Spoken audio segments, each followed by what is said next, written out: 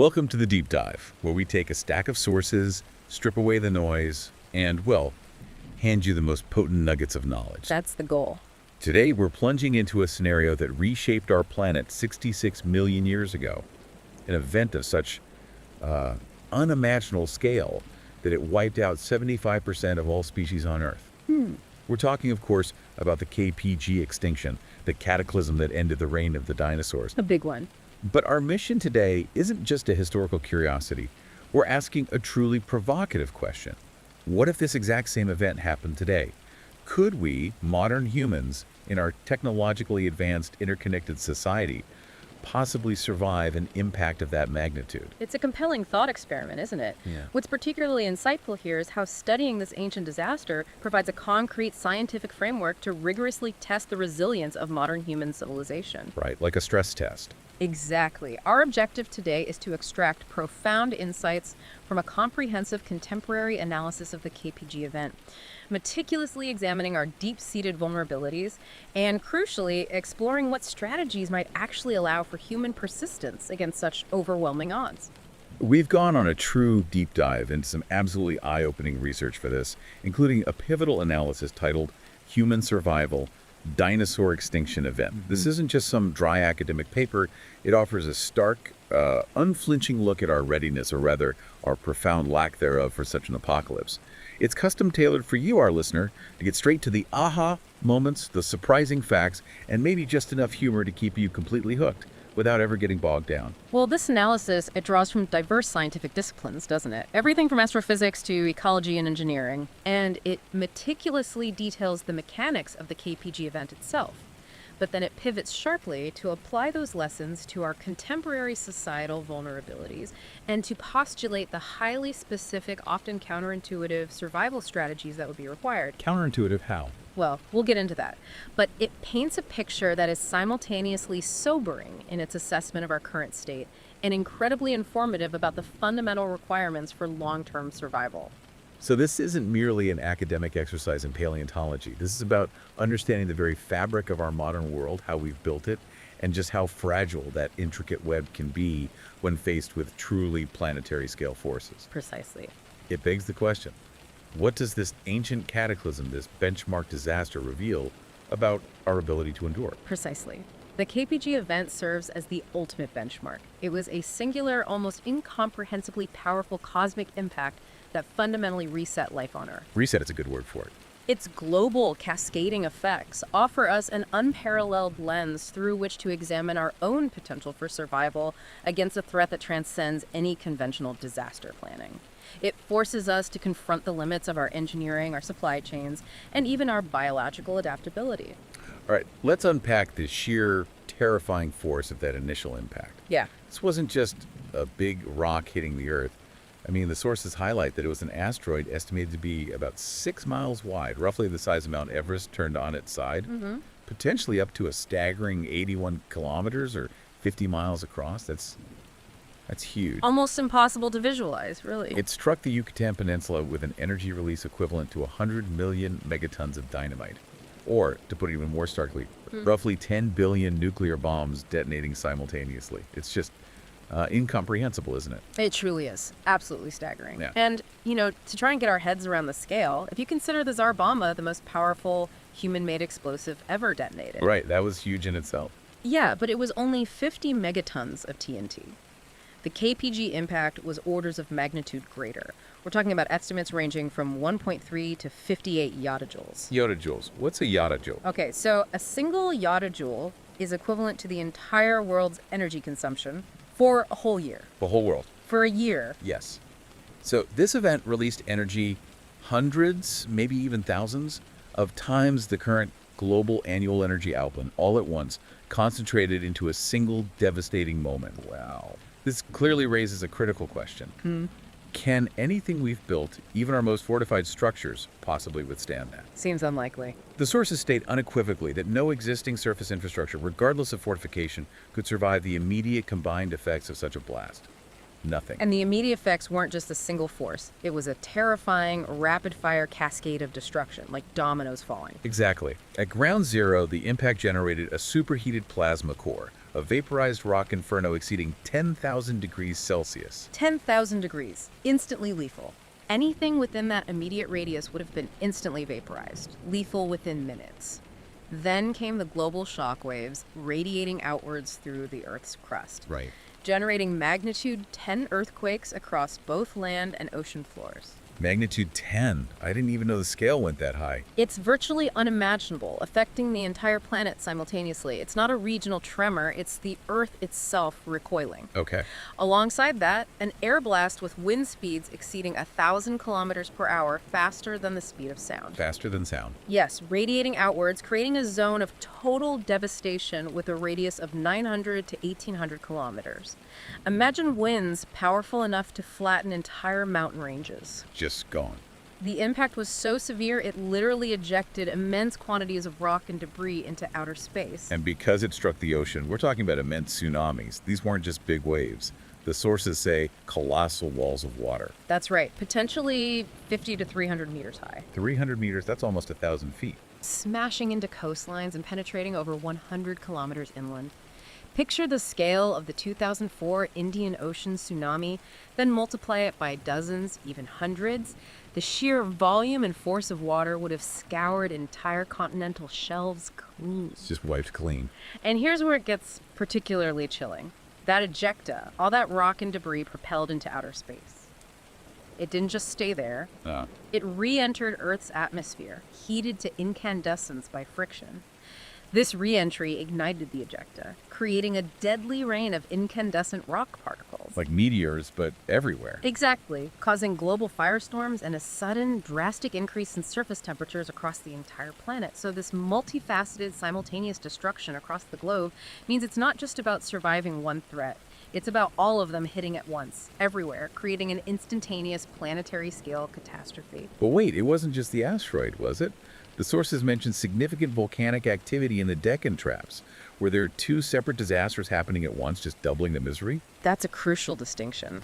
Scientific evidence does indeed indicate that intense volcanic activity in the Deccan Traps region of India occurred concurrently with the asteroid strike. Okay, so same time. Yes, but this volcanism, while substantial, was not the primary cause of the KPG extinction. However, it released enormous amounts of gases, including carbon dioxide and sulfur aerosols, which undoubtedly contributed to climate changes already underway. So it made things worse. Well, what's fascinating, though, is that some models even suggest the warming effect from the volcanic CO2 might have actually mitigated some of the extreme cooling caused by the asteroid impact's dust cloud. Wait, mitigated. It helped. Possibly to some extent, rather than simply intensifying the extinction event.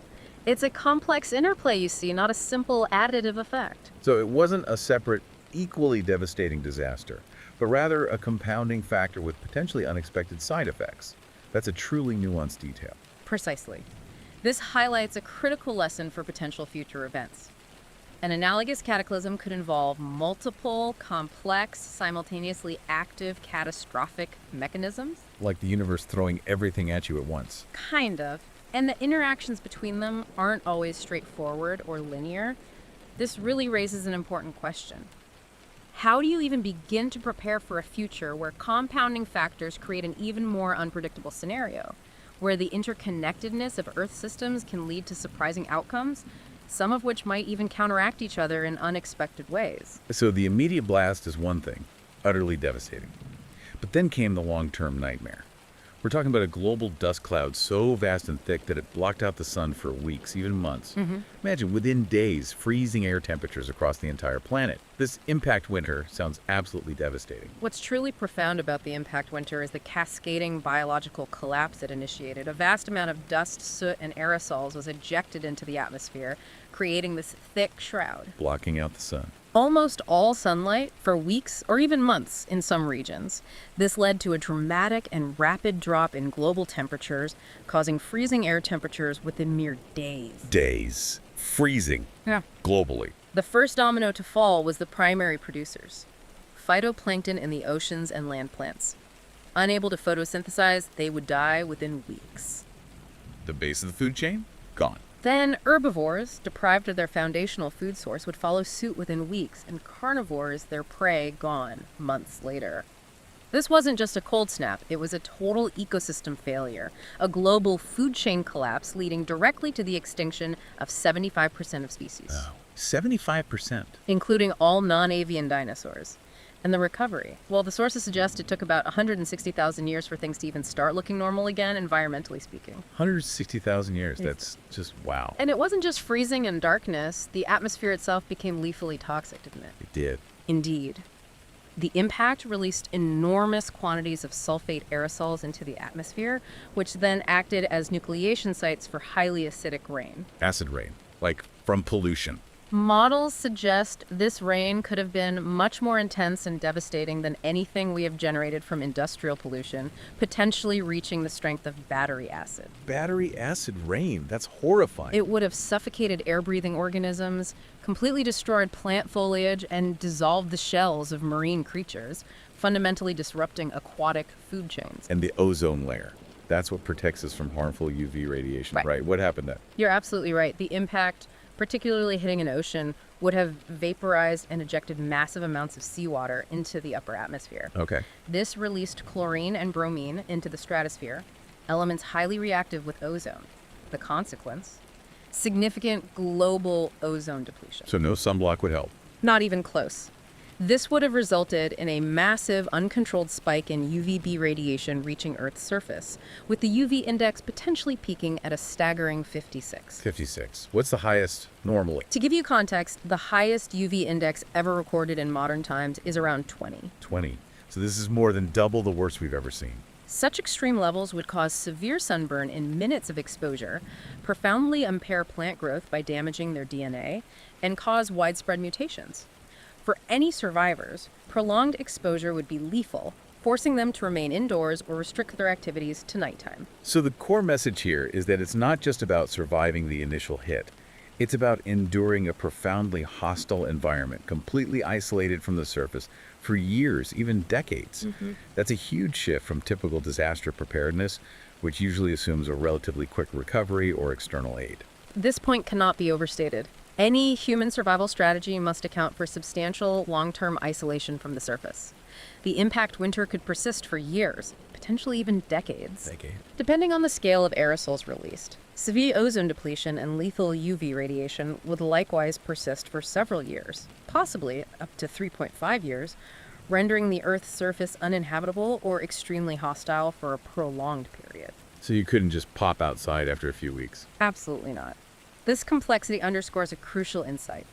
Surviving one immediate effect, such as the initial blast, would immediately expose survivors to the next set of threats, and then the next, in a relentless cascade. A multi-layered adaptive strategy is absolutely paramount, as addressing one threat simply doesn't guarantee safety from the next. You need comprehensive solutions for a series of sequential yet overlapping catastrophes. All right, let's pivot to us modern humans and unpack our profound vulnerabilities in the face of such an event. We pride ourselves on our interconnectedness, our global supply chains that bring us everything from food and water, medicine, fuel, raw materials, you name it. The bedrock of modern life. But the sources highlight that this very interconnectedness, our strength in normal times, becomes our single biggest weakness during a global cataclysm. If we connect this to the bigger picture, even relatively minor disruptions, things like the COVID-19 pandemic, the Suez Canal blockage, or regional conflicts. Yeah, we've seen those ripples. They have vividly demonstrated the immense fragility of these networks.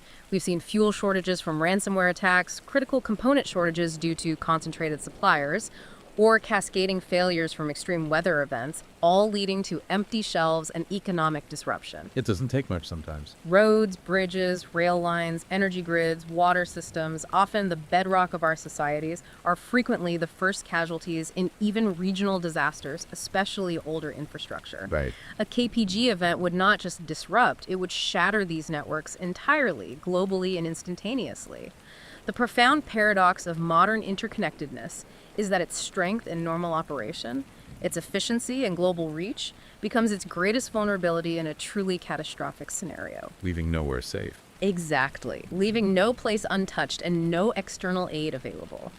This stark reality implies that localized, self-sufficient solutions are not just preferable, but absolutely critical, because external aid simply won't exist in a global collapse. Imagine a modern city. It's a marvel of human ingenuity, densely populated, a hub of commerce and culture. But it's utterly dependent on those external lifelines, those invisible threads of supply. Completely. Without them, it becomes a death trap almost immediately. Cities are, in fact, incredibly vulnerable. They depend almost entirely on external food sources, with global food stocks typically only sufficient for approximately 6 months, maybe? 6 months globally, but not in the city itself. Not at all. And when you consider that humans can survive only about 30 days without food and a mere 3 days without water, Gee. the immediate and complete cessation of supply chains would lead to rapid and widespread fatalities within urban centers. There simply isn't enough stored locally to sustain populations for more than a few days or weeks. It's terrifying to think about. This raises an important question about fundamental resilience. Without immediate, massive, localized self-sufficiency in essential resources, our urban centers, which house the majority of humanity, are profoundly exposed. We're adaptable, right? Humans survive deserts, polar regions, high altitudes. We've spread across every continent. Yeah. But the KPG event pushes conditions far beyond our physiological limits. What does that mean for our bodies, for our very survival? What's truly fascinating here is the profound mismatch. Our physiological mechanisms and cultural adaptations are geared for existing extremes. Right, things we've evolved with or learned to cope with. Exactly. We have efficient thermoregulation, sweating to cool down, shivering to warm up, and our bodies adapt, for instance, by increasing red blood cell production for oxygen transport at high altitudes. But post-impact, we'd face global freezing for weeks or months, even years. Way beyond anything we experience now. Pushing core body temperatures outside the narrow 28-42 degrees C survival range. Furthermore, the air itself would be unbreathable due to extreme heat from ejector re-entry, toxic gases like carbon monoxide and nitrous oxides, heavy smog, and that lethal UV radiation we talked about, with the UV index potentially peaking at 56. So heat, cold, toxic air, radiation, all at once or in sequence. Even a year after the KPG event, the sources suggest the average global air temperature was barely tolerable for sustained human activity, and the atmosphere remained highly toxic.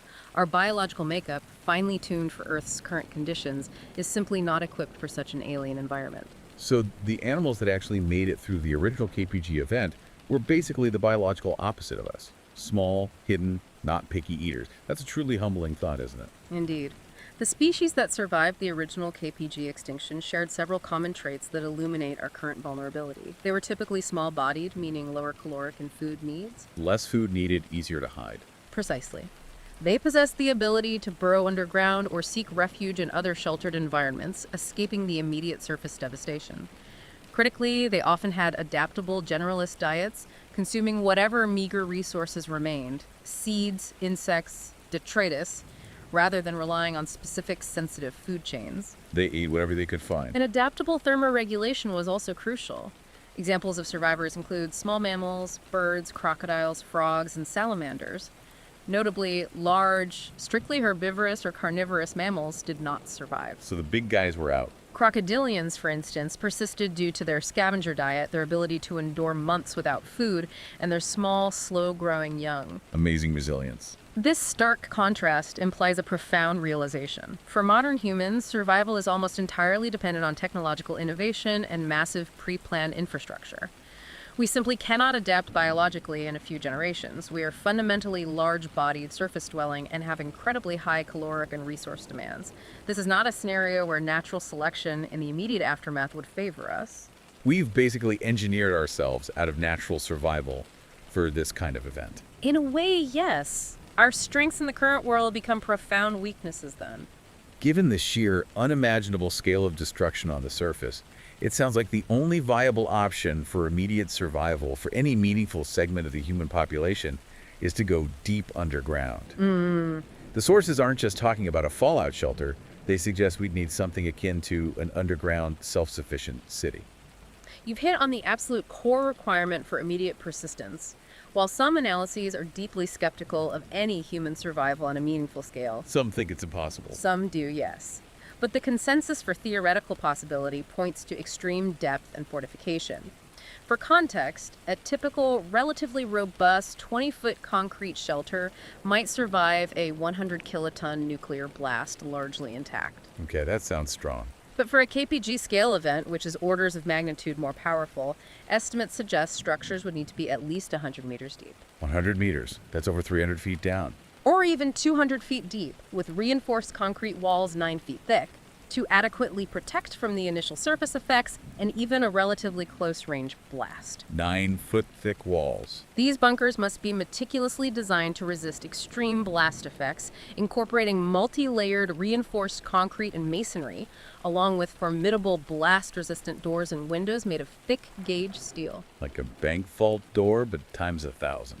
And crucially, advanced vibration isolation and shock attenuation VISA systems, essentially sophisticated shock absorbers designed to decouple the structure from ground tremors, would be indispensable to mitigate structural damage from those massive global magnitude 10 earthquakes generated by the impact. So the whole bunker needs to sort of float within the earth. In essence, yes. Isolate itself from the shaking. So we're not just talking about digging a hole. What about existing infrastructure? Could subway systems or natural caves be adapted for this kind of long-term survival? Unfortunately, existing public infrastructure like subway systems, despite their depth, are generally unsuitable for long-term survival in a KPG scenario. Why not? They seem deep. Their design often involves constant, necessary air exchange with the surface, making them highly vulnerable to the toxic atmosphere, extreme temperatures, and pervasive dust that would follow the impact. So the bad air gets sucked right in. Precisely. Furthermore, they are not engineered to withstand the magnitude of seismic activity we discussed. Similarly, natural large cave systems, while offering some protection from the elements, would quickly face critical issues of oxygen depletion and food shortages, lacking the necessary life support infrastructure. They are simply not sealed, self-sustaining environments designed for prolonged isolation. That paints a pretty grim picture for our current readiness. Even the most prepared countries fall woefully short. We're talking about a profound scale mismatch between existing shelter capacity and global need. Absolutely. Let's look at a prime example. Switzerland, renowned for having arguably the most extensive civil defense system globally. Right, they have bunkers for everyone, don't they? They once aimed to provide shelter for over 85% of its approximately 9 million citizens. This included impressive feats like the Sonnenberg Tunnel, originally designed to accommodate 20,000 people. 20,000 people in one tunnel. However, large-scale logistical tests revealed significant practical challenges, ultimately reducing their officially recognized operational capacities. It wasn't as easy as just opening the doors. Okay. In Germany, for instance, current functional bunkers can theoretically protect less than 1% of the population. Less than 1%. While private and corporate bunkers do exist, sometimes modeled after Cold War-era missile silos, their collective capacity is negligible when considering the global human population of billions. So a drop in the ocean. Exactly. This raises a truly important question. For meaningful human survival beyond a scattered few, an unprecedented, coordinated global effort to build massive, self-sufficient subterranean complexes would be required before such an event. Before, not after. Absolutely before. This scale of preemptive engineering is currently far beyond present capabilities, political will, and even public imagination. So when we see images of fortified buildings or hear about repurposing existing structures, are we just fooling ourselves? Can't we simply make our current buildings strong enough? What's crucial to understand here is that fortified design for typical threats like terrorism or localized blasts is fundamentally and woefully inadequate for a KPG event. It's just not the same league. Not even close. Even if a surface structure were to miraculously withstand the initial physical shockwaves, air blasts, and tsunamis, which is highly improbable, it would immediately face an unbreathable, freezing, UV-lethal environment for years. Right, the environment outside is toxic. The atmosphere would be filled with extreme heat, toxic gases, and dust. Global freezing would persist for weeks, months, or even years, and severe ozone depletion would lead to lethal levels of UVB radiation on the surface for several years. Physical blast resistance alone is completely insufficient. True survival demands complete, long-term environmental isolation and life support, not just a sturdy shell. That's a sobering thought. It sounds like our current emergency response playbook is essentially useless for this kind of scenario. It's a total reset of how we think about safety and preparedness. Precisely. Efforts to repurpose existing infrastructure like subway stations or large underground parking garages are also severely limited. They are simply not designed for long-term isolation from a toxic surface environment. They leak. Essentially, yes. Without extensive and incredibly costly modifications for advanced air filtration, closed-loop life support, and robust seismic reinforcement, they would quickly succumb to issues of air quality degradation, resource shortages, and structural failure. And logistics. Yeah. Getting people there, supplying them. Furthermore, current mass sheltering logistics in conventional disaster scenarios assume functional external supply chains and government support, providing temporary food, water, and medical care. This model is entirely insufficient for a KPG event where all external support would cease and the duration of refuge would extend far beyond typical emergency timelines. Years, not days. Exactly. It truly necessitates a complete philosophical and practical reset of how we approach disaster planning and societal resilience. Okay, so let's say some people make it into these deep, fortified bunkers. Long-term survival then depends entirely on maintaining breathable air, not just for a few hours, but for potentially years. The post-impact atmosphere would be profoundly hostile. So how on earth do you keep the air clean and breathable underground for such an extended period? Well, the sources highlight that advanced air filtration systems are not merely important, they're absolutely indispensable. These include systems like NBC nuclear, biological, chemical or CBRN chemical, biological, radiological, and nuclear systems. Got it. Military-grade stuff. Essentially, yes. They are designed to provide broad spectrum protection against a vast array of contaminants. Smoke, radioactive fallout, harmful gases, toxic vapors. Such systems typically incorporate multi-stage filtration. This includes nuclear-grade HEPA filters to capture even the smallest particulate matter. Like the dust. Exactly. And specialized carbon blends, like Tata carbon filters, which absorb a wide range of toxic chemicals and volatile organic compounds. So it cleans everything. A critical design feature is maintaining positive pressure within the shelter, which means the air inside is slightly higher pressure than outside, actively preventing contaminated air from infiltrating. Pushing bad air out. Makes sense.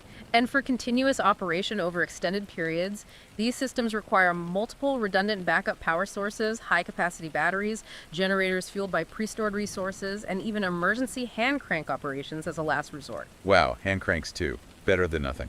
Beyond just filtering out the bad stuff, what about the air we breathe in? We're constantly using oxygen and exhaling carbon dioxide. How do you manage those fundamental gases in a completely sealed environment for decades? That's where the active management of atmospheric gases becomes essential. For oxygen generation, large-scale industrial methods like cryogenic separation, which can produce oxygen with greater than 99.9% purity, Super pure. or pressure swing absorption, PSA, and vacuum pressure swing adsorption, VPSA, yielding approximately 95% purity, would be vital.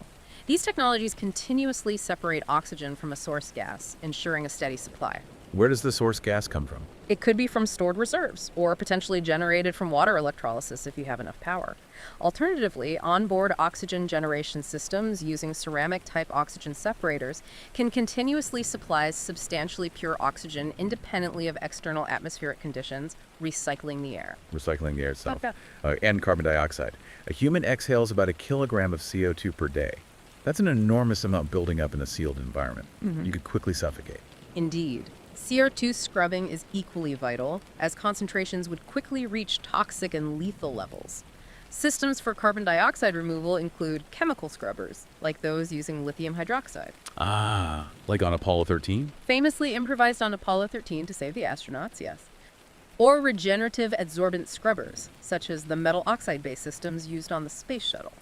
These systems can be regenerated by heating, allowing for continuous use. Reusable scrubbers. That's key. Looking to the future, closed-loop systems like algae-filled bioreactors represent another theoretical possibility, which could simultaneously perform integrated oxygen regeneration and CO2 absorption through photosynthesis. Using algae to make air. Though these are still largely experimental for large-scale human support. This sounds incredibly high-tech, like something out of a sci-fi movie. But what happens when the filters wear out or something breaks down? You can't just, call Amazon for a replacement in a post-apocalyptic world. This raises a truly important question, one of the most critical vulnerabilities, in fact. The long-term viability of these systems depends entirely on a robust, pre-established supply chain for replacement parts and consumables. The supply chain again. Air filtration systems rely on filters and chemical absorbents that have a finite lifespan. Without local manufacturing capacity within the bunker, meaning the ability to produce these complex components from raw materials, or a resilient functioning post-catastrophe global economy, these sophisticated systems would eventually fail. So you need a factory inside the bunker. Essentially, yes, or decades of stockpiling. That would render the shelter uninhabitable despite initial protection. This necessitates either extreme stockpiling of replacement parts for decades of operation, which is an enormous logistical challenge, or the capacity to reestablish complex manufacturing processes for these components within the isolated environment. It's the ultimate critical vulnerability of specialization and global interdependence. Okay, water is even more immediate than food. You can survive weeks without food, but only days without water. How do you ensure a continuous, clean water supply underground for years? Water is paramount, as humans can only survive approximately 3 days without it. Underground shelters would require a bare minimum of 1 gallon of water per person per day for drinking and basic sanitation.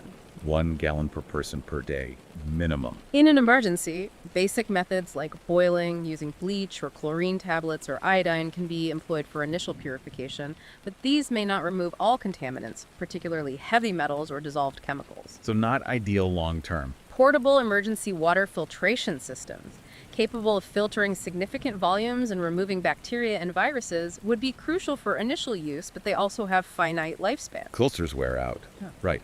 But for the long haul, for a permanent large population, what about more advanced systems? For long-term, large-scale water purification, advanced systems are absolutely essential. Membrane filtration is a leading technology, utilizing microfiltration to remove suspended solids and bacteria, and crucially, reverse osmosis, or RO. RO, I've heard of that. RO is incredibly effective at eliminating dissolved chemicals, heavy metals, viruses, and even challenging contaminants like PFAS, producing ultra-pure water suitable for drinking and agriculture. However, RO is also highly energy intensive. Energy again. Always energy. Other advanced methods include aeration processes like packed tower aeration for removing volatile contaminants, adsorption using granular activated carbon GAC for volatile organic compounds and improving taste and odor, and ion exchange processes to remove specific charged contaminants like arsenic, nitrate, barium, radium, and strontium. So a whole suite of technologies depending on the water source. Precisely. And if the local groundwater sources beneath the bunker are contaminated or become unavailable after the event, are there other options? If local groundwater sources are contaminated or become unavailable, the challenge escalates significantly. In such cases, systems that extract moisture from the air, known as atmospheric water generators, Making water from air. or those that desalinate seawater using RO or distillation could become vital. However, both these options demand truly significant amounts of energy. It seems like every solution comes with another huge problem. We can purify water, but we need vast amounts of energy and highly specialized teams to operate and maintain these systems. If we connect this to the bigger picture, it means that even with existing proven technology, practical deployment for a large surviving population would be extraordinarily difficult without a robust industrial base to support it. You need the support systems. Advanced purification technologies are not only energy intensive, but also costly to implement and maintain, and they critically require skilled personnel for operation and upkeep. The need for regular maintenance and replacement of filters and membranes poses a significant logistical hurdle in a world without functioning global supply chains. This makes self-sufficiency an engineering challenge of the highest order. Okay, air, water, now food. With the surface rendered uninhabitable, conventional farming is completely out of the question for years. So, how do you feed everyone underground? How do you grow enough food to sustain a population in total isolation? Correct. Controlled environment agriculture, or CEA, would become the undisputed cornerstone of food production. This means relying on highly efficient methods like hydroponics, Growing in water. where plants are cultivated in nutrient-rich water solutions without soil, and aeroponics, where plant roots are suspended in air and misted with nutrients. These methods offer significant advantages critical for survival. They use substantially less water, up to 90% less for hydroponics, and a remarkable 98% less for aeroponics compared to traditional farming, Huge water saving. making them incredibly efficient with a precious resource. So we're talking faster growth, higher yields, and year-round production, unaffected by external conditions. That sounds incredibly promising for a closed environment. Yes, precisely. CEA facilities facilitate significantly faster plant growth and substantially higher yields per square meter than conventional farming. This enables year-round production regardless of external weather conditions or seasons, which is crucial when the outside world is in an impact winter. No bad weather underground. The indoor-controlled environment also drastically reduces the risk of pest infestations, entirely eliminating the need for chemical pesticides, which further simplifies operations in an isolated setting. Furthermore, these systems are highly scalable, allowing for multiple layers of growing systems, often referred to as vertical farming, Growing upwards. to maximize space utilization, which is particularly crucial in confined underground spaces where every cubic meter counts. So we can grow food, but the energy bill for all those lights, especially underground without any natural sunlight, would be astronomical, wouldn't it? This raises an absolutely vital question. The energy-food nexus is perhaps the single most critical consideration for long-term survival. CEA facilities, particularly those operating without natural sunlight, are highly dependent on artificial inputs, and that means massive energy consumption. Massive. Lighting, primarily through energy-efficient LED lamps, accounts for a significant portion, around 55% of the electricity usage in these systems. Air conditioning, necessary to maintain optimal temperatures for plant growth, consumes about 30% of the energy, and dehumidifiers, vital for managing humidity in sealed environments, account for another 10%. Wow, lighting is over half the energy cost. To put that into perspective, growing lettuce in a vertical farm requires approximately 76.55 kilowatts per square meter per month, while more energy-intensive crops like strawberries demand about 124.814 kilowatts per square meter per month. So that's a lot of power just for strawberries. The availability of sustainable, reliable, and abundant power sources is not just important. It is an absolute prerequisite for food production. Without it, the entire food system fails. Are there specific crops that are particularly efficient or resilient for a survival scenario given these constraints? Yes, the sources highlight certain crops as priorities. Peas, for instance, are exceptionally efficient, requiring the least land area to provide a high yield of protein and food energy. Good old peas. In a nuclear winter-like scenario, characterized by shortened growing seasons and lower temperatures, sugar beet and spinach are highly valuable due to their hardiness, high energy content, and ability to grow in cold, low-light conditions. Wheat and carrots are also noted for being frost-resistant and require less liquid fuel to process than crops like potatoes. Practical choices. Beyond traditional crops, alternative food sources could include fast-growing seaweed and kelp, which could provide animal feed and biofuels, thereby freeing up arable land for human consumption. Spirulina algae is also cited as a superfood rich in essential amino acids and protein, Algae again. Seems useful. offering a highly efficient, nutrient-dense option. What's fascinating here is that while the technology exists to feed a population, its widespread deployment would be limited not just by capital and operational expenses, but critically by a severe shortage of skilled personnel in a post-catastrophe world. You need the farmers, even indoors. You need the technicians, the engineers. These systems require a high level of maintenance, constant monitoring of nutrient solutions and environmental parameters, and specialized technical expertise to manage complex components and prevent issues like waterborne diseases or plant pathogens in a closed loop. The human element, the knowledge and skill required, is as crucial as the hardware itself. It sounds like an incredibly complex undertaking. And for all of this to work, the air, the water, the food, you need a massive, consistent power supply. The complete collapse of global power grids and fuel supply chains means surviving enclaves need their own, completely independent energy. What are the most resilient and sustainable options for that? The absolute need for independent energy cannot be overstated. With global power grids and conventional fuel supplies completely wiped out, self-contained, robust power systems within these enclaves become the very heart of survival. Right. One compelling option is geothermal energy. The shallow Earth maintains a relatively constant temperature, typically between 4.5 degrees and 21 degrees C year-round, making it a stable source for heat exchange. Using the Earth's own heat. Geothermal systems can provide both warmth for habitability and, with deeper drilling, electricity for food production and life support.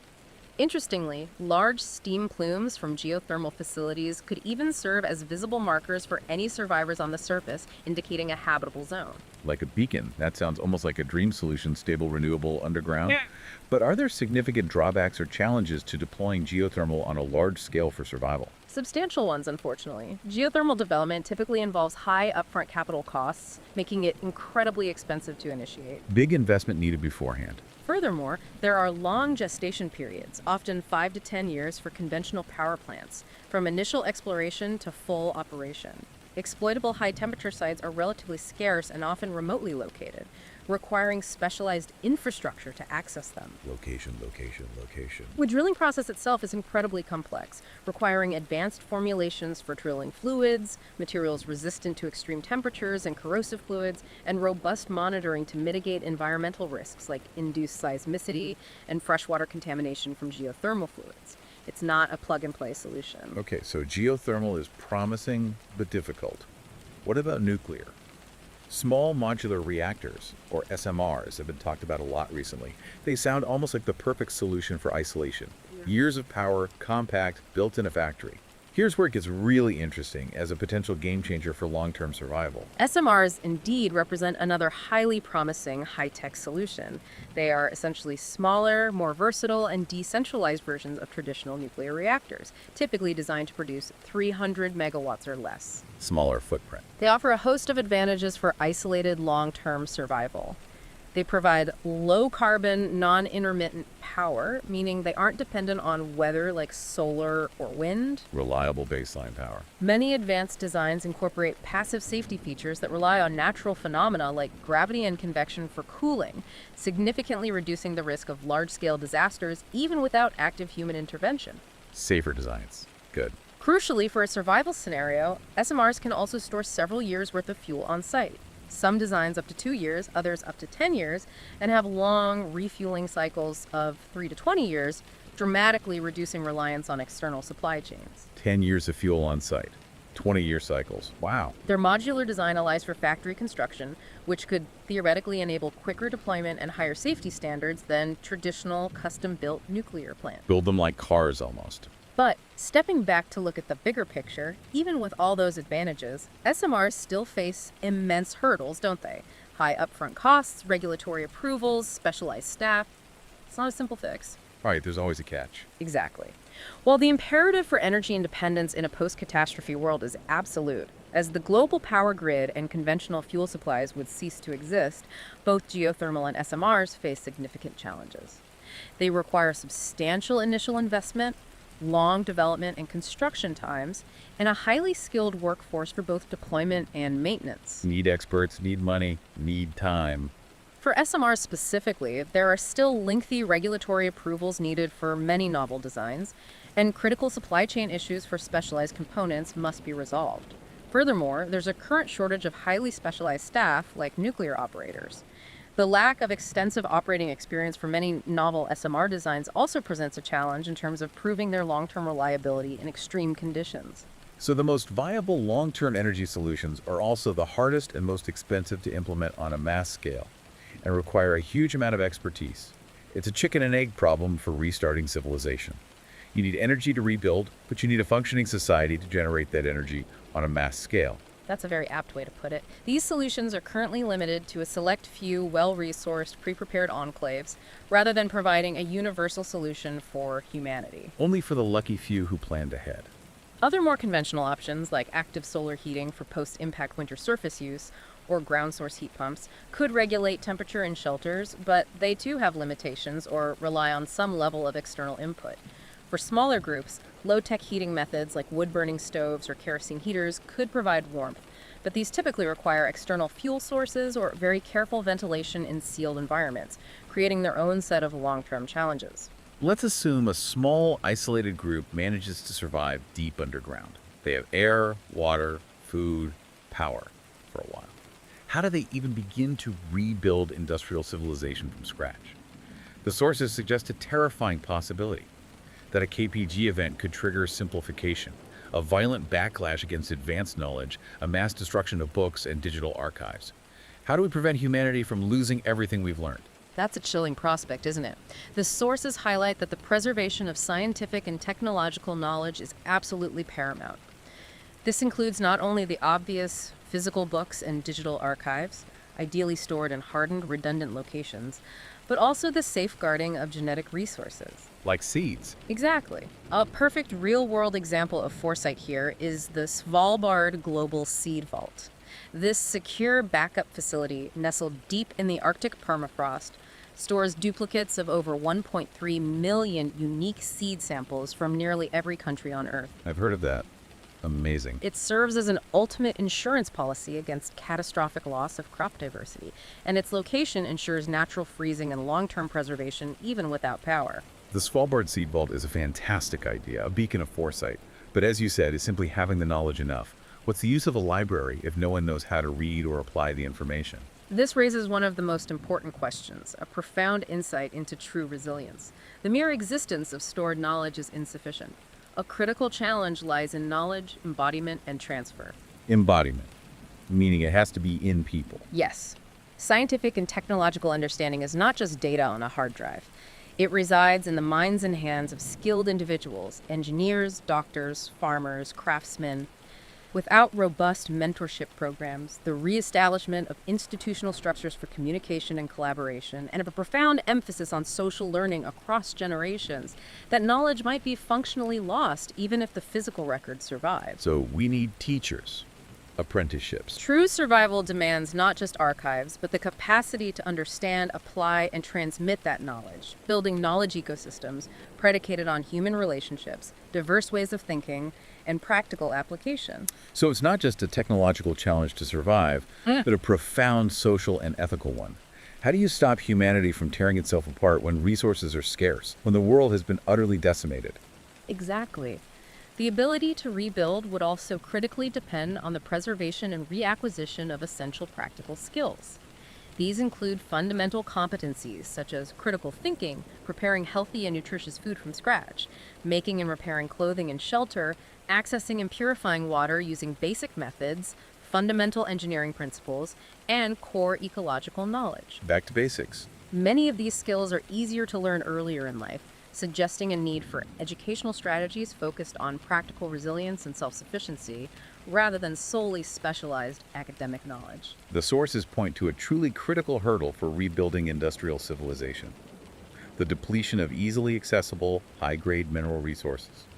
Modern mining is energy-intensive and technology-dependent. If we went back to square one, how would we even get the raw materials? What's fascinating here is what's been termed the bootstrap problem of The reindustrialization. bootstrap problem. If society were to revert to a pre-industrial state, the rediscovery of metallurgy would be severely hampered. Historically, early metallurgy relied on easily accessible native metals, lumps of raw copper or iron found at the surface. Stuff lying around. These are now largely depleted. Processing low-quality ores, which is what remains, requires highly energy-intensive and technologically advanced methods that would no longer exist. We used up the easy stuff. Essentially, yes. You literally need the industry to get the resources, but the resources needed to start the industry are now largely gone or incredibly difficult to access. It's a vicious cycle that makes a rapid return to technological complexity extremely unlikely. So societal collapse could truly lead us back to a pre-industrial era, essentially a new dark age for humanity. The Olduvai theory posits exactly this. A landscape potentially dominated by small, homogeneous agricultural communities of 300 to 2,000 individuals, ideally situated near uncontaminated water sources, far from large urban centers, and competing for limited arable land. Small farming villages again. The initial phase of reindustrialization would be agonizingly slow, relying on basic tools and rudimentary energy sources like water power, wind, and basic solar collection. Only gradually, over generations, could more complex industries like metallurgy, chemistry, think of processes like the Bosch Haber for fertilizers, essential for feeding large populations, and mechanized agriculture be rebuilt. Generations to get back to basics. And beyond the technology and resources, what about social order itself? What happens to governments, to communities when everything collapses? Chaos, presumably. The social and political fragility of such a collapse is perhaps the greatest unknown. A rapid societal collapse could lead to widespread famine in urban centers, triggering immense social unrest and widespread looting. This could quickly lead to the breakdown of national governments and the rise of localized dictatorships or chaotic struggles for diminishing resources. Warlords and fighting over scraps. The shift from a globally interdependent society to localized self-sufficiency without the existing social structures and norms would be fraught with conflict and instability. Therefore, community building, fostering genuine cooperation, and establishing new forms of governance and ethical leadership would be as crucial as, if not more crucial than, any technological reestablishment. Holding society together becomes the main job. If we connect this to the bigger picture, a full return to modern technological levels would truly take decades, even centuries. The initial focus would be on basic survival and localized self-sufficiency, with broader rebuilding happening incrementally, generation by generation. Hashtag outro. So what does all of this truly mean? We've taken a deep dive, unpacking the devastating immediate impact of a KPG event, the prolonged, profoundly hostile environmental conditions it would create, and our alarming modern vulnerabilities. It's become abundantly clear that our interconnectedness, which in normal times is our greatest strength, becomes our Achilles heel in the face of such a global cataclysm. Indeed. The comprehensive analysis we've discussed underscores a sobering reality. While theoretical human survival is conceivable, it depends entirely on an unprecedented, coordinated global effort to build massive, self-sufficient subterranean complexes before such an impact. Before, that's the key word. Without that monumental preemptive action, our current infrastructure and physiological traits leave us profoundly exposed and vulnerable, with little chance of widespread survival. And even if we could somehow survive the immediate devastation and find refuge, the long-term sustenance challenges providing clean air, water, food, and energy within those enclosed environments are monumental. Huge challenges. They rely on incredibly sophisticated systems, each with their own complex supply chain dependencies, making true independence a distant dream without radical preparation. Finally, the societal rebuilding after such an event represents perhaps the greatest, most multifaceted challenge of all. Preserving knowledge, not just in archives, but through embodied skills and human relationships. The human element. Re-establishing basic industries amidst severe resource depletion and fostering social order from the ashes of chaos would be a multi-generational, incredibly difficult and uncertain task. It truly forces us to reconsider the foundations of what we call civilization. This deep dive into a KPG scale event makes one thing abundantly clear. The single most effective survival strategy isn't about surviving after an impact, but about preventing it in the first place through proactive planetary defense, like asteroid deflection. Prevention is definitely the best cure here. But beyond that crucial prevention, what stands out to you, our listener? Does this change how you think about our society's resilience? Or perhaps, does it provoke a deeper thought about the true meaning of progress if it's built on foundations that are ultimately so fragile? It raises an important question for all of us. If our technological advancements and global interconnectedness have inadvertently created new, profound vulnerabilities, then what does true long-term human persistence actually look like? Is it solely about technological prowess, or is it fundamentally about cultivating an underlying societal resilience that values adaptability, self-sufficiency, critical thinking, and the fundamental human capacity to collaborate and rebuild in the most dire of circumstances? Food for thought, indeed. This has been a truly profound deep dive into the unthinkable and what it might take for humanity to endure. Thank you for joining us on this exploration.